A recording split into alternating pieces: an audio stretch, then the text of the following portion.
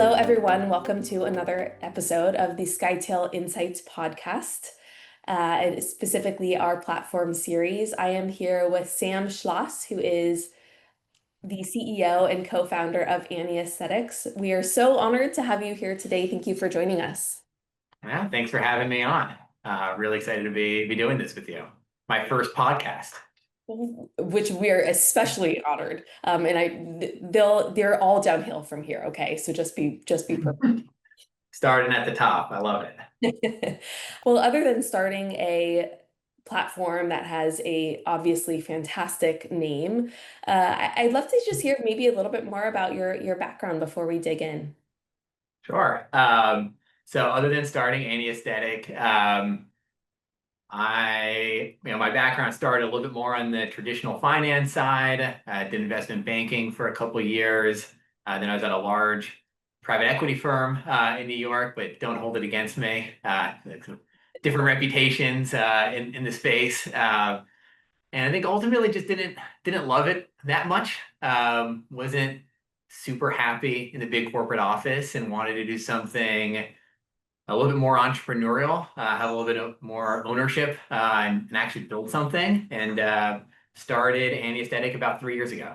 That's actually a perfect segue. I was going to kind of say, if someone is like looking at your JD on paper, or your LinkedIn, what have you, I think you wouldn't necessarily think that that foundational background that you just outlined would lead you here.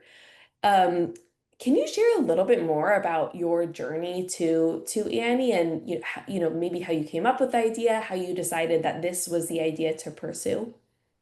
Yeah. I think well, the private equity background is a fantastic educational background in business generally, how to make good decisions, what are core things to look for and build within a business, but not always that operational and not always that entrepreneurial. And so there are not that many people, I think, coming from my seat to going and starting something from a blank piece of paper and saying, what business do I want to build? I'm not saying I'm the only one, but I do think there is sometimes a different profile of person who wants to be in the comfy armchair at a nice, beautiful office, Madison Avenue, New York, and it was beautiful, lovely, and really comfortable. And this is not that comfortable. Working a million hours, but very comfortable.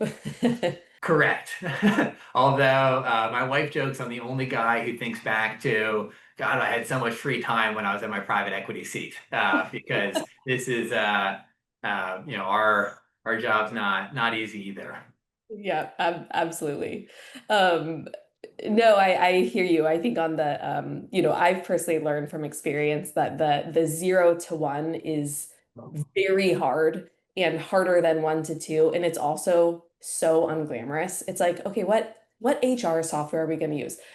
What is the Wi-Fi at my office? Like it's like really just like basic foundational building blocks. And then you get to start thinking about business problems, and then it becomes in scaling and people and all those things that, as a fellow kind of the hybrid operator, I also think is a really fun piece of the job. That's right. But yeah, I think the first foundational items are actually really, really important. And one of the things I saw that got me really excited about this was called a more traditional private equity model. We would invest in call it one of the larger companies in a space that was attractive, and then we'd use that as the platform. And that company was almost never actually purposely built to be an acquirer, almost never actually purposely built to be that platform to really win in the space. It just happened to be around for a long time, had a lot of honestly legacy things that weren't that great, but they've been doing it for a while. They were bigger and call it jumpstart position for a private equity firm to use as that vehicle versus benefit of starting from nothing. We had a corporate team before we had a first med spa, and figuring out HR systems and technology systems and whiteboard visions of how we'd scale before we actually had anything. And I think that really set ourselves up for this not being accidental, like everything being actually very, very thought out in the way that we operate from ground zero. That's such a good point of, the value of starting out with the goal in mind. And, I think one thing that folks will sort of often fail to recognize is, whether, like to your point, and sort of that model is you actually have to unwind a lot of things before you roll out new things, and unwinding can be really painful because change is hard for people. And so what a privilege that basically, your playbook is really purpose built for this specific industry and your specific strategy and the specific like umami sauce, right? That is Annie aesthetics and what you all are up to. Exactly. It's been really nice to build it from scratch. And now where we are, we've got 19 locations across the country. We've built a lot and we've seen a lot of growth within each of our individual practices, and that's been really fun to see and support. Yeah, well, that's fantastic. Congrats, by the way. What have been like, maybe one to two surprises or changes about operating versus investing that you found? And it's still a little bit of both, although between the spectrum of big thoughts, big thesis, lot of numbers in an Excel spreadsheet and very little actual doing to a lot of actual doing and fewer spreadsheet numbers, although that doesn't necessarily go away. I think we're squarely on the side of doing versus thinking. I'd even put like ownership as another layer. And so compared to being at a big firm where you've got a number of investments. You're playing with other people's money primarily, almost entirely, and it's almost this like option game where you're putting a couple of eggs in a basket, and it's okay if one or two don't do that well, and you're looking for three or four in the portfolio to do much better. And I think averages out to something that some have IRR, some have better long-term performance, and as long as the portfolio in aggregate is okay, you're kind of good to something where it's very different. And when we're partnering with clinic owners and they talk about their business as their baby, it's like I feel that too. And I think that's maybe one of the biggest differences from coming and starting something like this. And we're not a traditional platform. This isn't some one large fund behind us. We raised our money from friends and families and high net worth individuals that we know quite well, and it's a lot of our own money. And so from like, is this something that I don't want to say like playing with someone's money versus being your own real baby is a very different feeling and experience to go through, and it's sometimes very stressful. And when things are going really well, it's the greatest feeling in the world. Yeah. That is a really different piece, I think, of our conversation than so many others that I have. And to your point, you have three jobs. You are still an investor, an acquirer. You are also an operator, but to your point, you are an owner. So I guess no wonder you're you're a little bit busier than you were in your prior life. But that owner mindset, that's something that I think a lot about on my sort of day-to-day and management. And how do you, specifically, how do you create that owner mindset in your people so that they feel like they are stewards of that capital just as much as you do? And, to your point, candidly, I'd rather lose my money than my friend's money. And so it ups the ante when you have that friends and family round, and obviously distilling that into the rest of their team. I imagine just gets harder and harder as you scale. And so once you're a big firm on Wall Street, it is hard to have an analyst think about that capital in the same way as maybe an early employee even at a firm that maybe even has some skin in the game in terms of equity. I think that's exactly right. And it's also just been a big focus of ours across our organization to have everyone who's part of our team being real partners and owners. And I think that's a real key to success. And we can go more into our strategy, but a big part core value of ours is having people feel like owners, leaders within their individual clinic. And there is a real risk when you start scaling to centralize everything, and then everything is the same and nothing is special, and no one feels like they have that same autonomy that they used to. And I think to feel like an owner, you really need to have the autonomy to make choices and decisions and to have upside when things go well with them. And almost impossible, even if you've got equity ownership or economic alignment incentives, if you're not in control of actually doing things, it doesn't feel the same. And so I'm going to be very thoughtful about really making sure on every level, whether that's clinical people being clinical leaders, clinic managers having real ownership and ability to make decisions, like impactful decisions within our business, and being evaluated against those, but still really owning the good and the bad. And I think that's a really important part of feeling like an owner. It's interesting. It's almost like if you do have skin in the game and you don't have decision-making autonomy, in many ways it can actually almost feel worse. Yes. And one of the things I think a lot about it too is, sometimes someone doesn't have the decision, but I think making super, super clear what they have input on and what they are have a decision-making voice on is really clear. So those like decision-making frameworks, right? It's like, I have personally found that confusion, even in my team today, is best alleviated when folks know exactly what they are and are not responsible for because, things change. And as an organization scales, I'm not responsible for some things I used to be, and, that's a transition too. But just that clarity I found really valuable.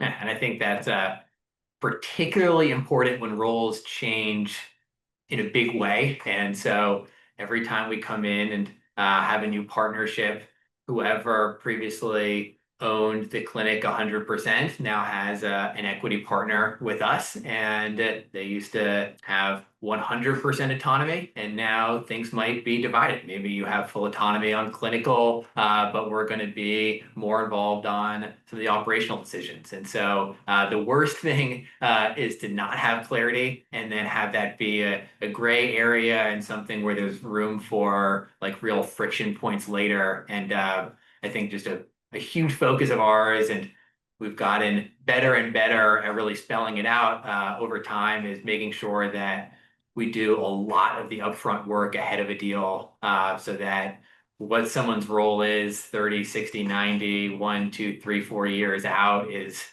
really, really clear. And also what they want, because no one is good at their job if they don't have energy around it. And the last thing I think anybody wants is to work with someone and not be happy in their position. So you have to really figure out, what do you want to do? And then let's make that really clear, and have real kind of visibility so everyone knows who's responsible for what in the org. Hmm. That's music to my ears. The just like the upfront expectation setting.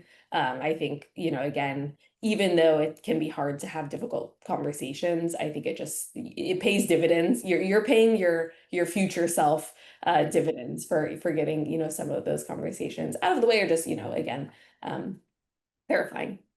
Yeah, and I think it sets everybody up for success. And I think that initial getting into a deal process can be stressful on both sides, and people don't always know like how open to be about what they really want. And oh, if I say I really want to not be in charge of certain day-to-day things within a year, should I say that in, ahead of the deal process? And I think the answer is always yes. And the more we do a lot to try to get people really comfortable and sharing it so that we can set this up. But I think my general advice for anyone going through, a deal with any platform is to be, one, really reflective ahead of time. So you know what's important to you, and you know what you want to do, and you know what your role should look like. And then really articulate that, because I only know what you say. And yeah, I think that goes a long way. And I think our best partnerships have been the ones where people have had real clarity themselves, or together and talking through it. We've like gone into a place where everyone really understands what they want to do, what they want us to do, and then make sure that those roles and responsibilities are articulated. And now we write them out more, and then all that exercise has been really helpful. That is really, I think that's really great advice for founders, practice owners, et cetera, to think through. I think it can be common to think about like life post deal and then life after deal and like sort of not think about the life post deal, but like that's still your job. Like it's gonna be your job for 4 years, right? Maybe 5 years. And that's a lot of time. And so I think to your point, like the primary step is what do I want my life to look like? Like what makes me a healthy, happy person 4 years from now? And then there's the communication piece. But I think, in many ways, that first piece is a lot harder, and requires stillness and reflection and thought. But getting that piece sort of, really having clarity, just having clarity about where you want to go will ensure you can get there because otherwise, no one, yourself included, Sam, to your point, you can't give someone what they don't tell you that they don't necessarily need. Exactly. And I'd actually focus it more on what do you want to be doing in 3 months, 6 months, in a year versus 4 or 5 years. I think it's impossible to really know what life is going to be in 4 or 5 years. And I think a really hard ask for anybody to say, hey, I'm going to commit to doing this for 5 years with you. And things change. And I think it's important to have the partnership and the structure and employment agreements and all of that set up to not have such a strong guardrails for so long, because it's just what a hard, like really hard commitment to ask someone to say, I'm going to do exactly this in 5 years. But 3 months, you can have a real view on that at least. And 6 months, you can have a real view on where you want to be and what you want to be doing. And so we spend a lot of time on that sort of period of time. And a lot can be mapped out and worked out within a year. And I think if you've got that nailed, we have people who could have been out in a year who are still working with us. And it's fantastic because there's obviously a lot of value if someone likes working and wants to stay. And I think if you can set that up so it's not forced, it's not committed, but you said you really wanted to go from being a clinician 5 days a week to three, and you wanted help on these support things, and you committed to doing that for a year, 2 years, and it's been three, and you're still a provider and doing it 2, 3 days a week and loving it. And like I think that sort of setup is the best versus saying at the beginning, no, don't worry, I'm writing in blood, I'm going to be doing this with you in 5 years. And if things change, then what, I'm going to have an unhappy partner on the other side. I just think that's a really tough like commitment ask. Yeah, and I suppose too, once you make it to like year one, year two, working with you, by that time you've really figured out your partnership and how you work together and what makes each other tick. And so like those conversations, you're going into conversations with a lot more data than you have when you were sort of just dating at the very beginning of a deal. That's right. Yeah, yeah. Well, that's great. That's really great advice.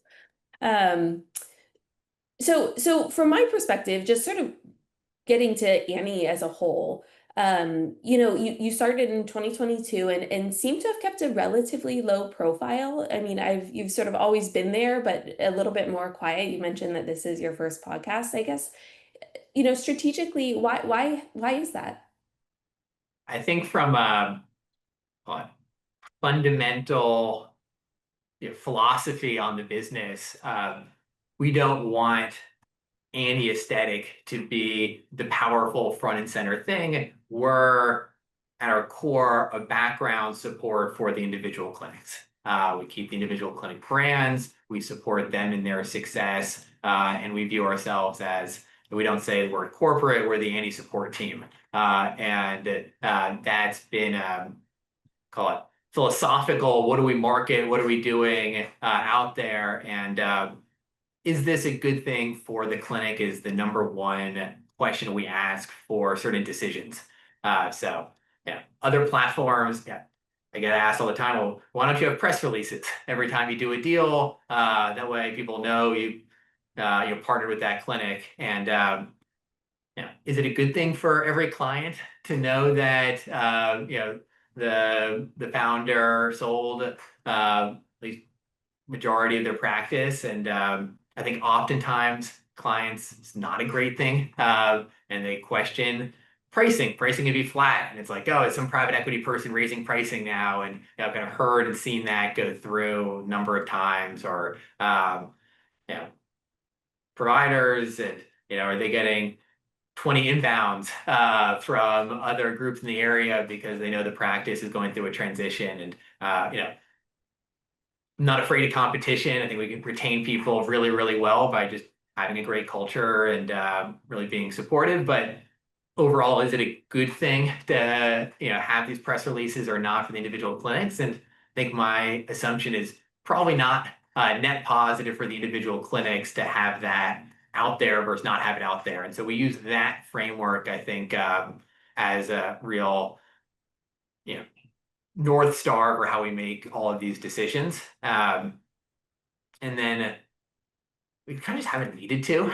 That's like another answer on that. I feel really grateful and it's a phenomenal thing to see, but we really only want to do, call it, one new deal every quarter. We want to get to know each practice. We really want to wrap our arms around and be really, really supportive and smooth in that implementation process. And got a lot of great practices that seemingly want to partner with us. And so we haven't needed to do a whole lot of promotional things on the Andy side. And references go a long, long way. And let kind of the work we're doing speak for ourselves, which is really fun. Yeah, absolutely. And going back to what you said about that North Star, and my team will probably joke like for every time I say North Star, like if they had a dollar. Um, but I so fundamentally believe, and this is across any business, whether you're a practice owner, a broader platform, yourself included, myself, you know, if in advance of any actual acute decision, you have a framework of like, where am I trying to go and why? When those hard decisions inevitably come, because I feel like sometimes, my day is just like making difficult decisions, right? Having that anchor of like what is driving you. And for us, it's like always delivering the best results to my clients, while importantly for me, making this the best work experience for my people, because I believe happy people do good work. But making sure, and I come back to that all the time. So it's nice to see that you have something that really, again, is sort of a guiding light as you operate. Couldn't agree more. It's been very, very helpful. And it's also really important as you're scaling an organization so everybody knows what that North Star is too. Because while I'm here and I can make decisions, I've got a team. And that goes down to every single person in every practice. I want everyone not only to be able to make decisions, but should all be making decisions on that same page. And so coming up with these sorts of guiding principles, North Stars, so everyone can be not only can you just say, oh, we want to empower you to make decisions, but actually let's come up with a decision-making framework and give you real runway to do things. And I think you can't do that if you're not on the same page of what you're trying to accomplish in those decisions.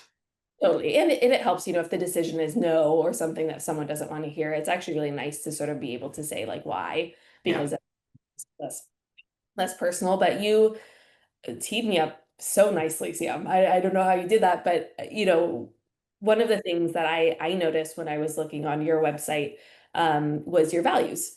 And I think one of the first values you listed was kindness. And I see a lot of corporate values, and all of them are valuable. Well, many of them are valuable. I don't think I've ever seen kindness listed, and it really like struck me. It's something I personally value, and um, I'd be curious how you came up with that and how you think it informs kind of your day to day and the way in which you approach work. Really good question. And I think values are only valuable if you use them, if you talk about them, and you explain how they guide decisions that you make. People might not even be aware of why they're making decisions, but it's really clear, oh, this is the anti-aesthetic way. This is obviously what we should be doing here. And when you kind of have that that mentality that becomes really pervasive, where everyone is making these small decisions in the same way because the values are really clear. I think that becomes really, really powerful. And on the kindness side, my belief is that, like you said, happy people do good work. You attract more bees with honey. We're in a people business, and while it might not be that promotional with the anesthetic brand, very, very intentional about how we treat everybody in our orbit. And that referral channel is our brand, is how we find other partners, is how we've been growing. And kindness, I think, is like fundamentally the way to do that. It's not was altruistic. And I think it is good business to really kind of be good partners to people throughout the process and throughout the whole partnership. And I think there are a number of examples of times where that's expensive, and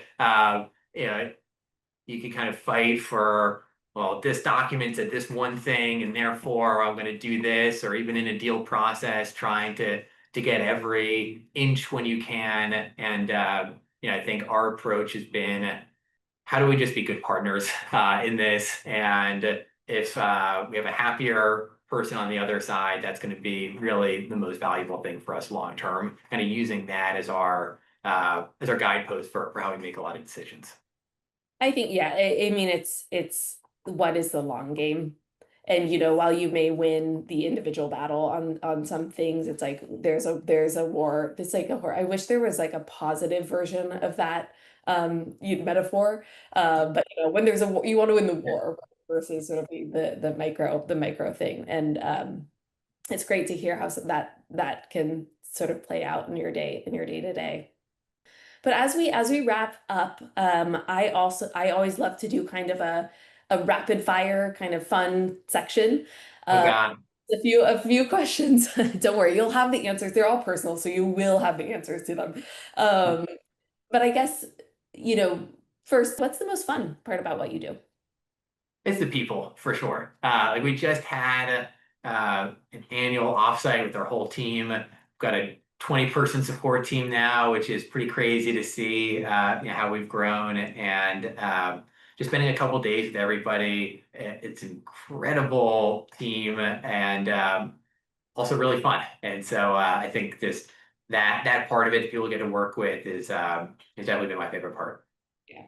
I'm glad to hear it. We work too much to work with people we don't like, right? That's kind of what I Yes. sometimes think about. That is very true. I guess, two more quick questions. I guess, what's a pivotal lesson that you've learned as a leader, whether that's a misstep or advice you got early or some, an anecdote that folks can take away?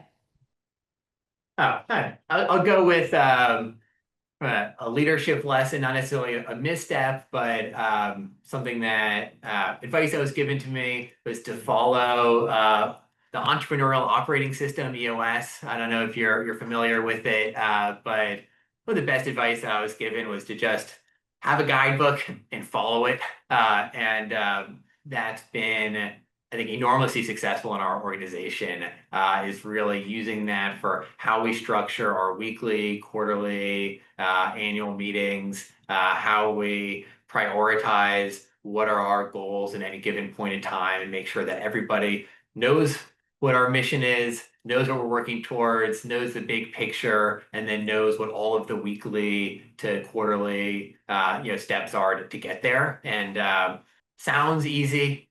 In practice is a much harder thing to do. Not revolutionary, but once you see it in action, and now it's not just our executive leadership team and not just our different functions, operations, marketing, finance, but across a number of our clinics, seeing everybody using that system to really have clarity in what they're doing and kind of working towards that has been hugely, hugely powerful.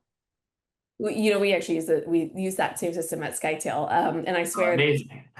I'm not incented to say that in any way, but it's actually really impressive. I'm not either, but I think I could be at this point, and maybe should be. You're getting, I don't know what their commission model is, but I've certainly sold it on a couple of people over the last few years. All right, yes, you can call us back. Um, uh, Contact details in the notes.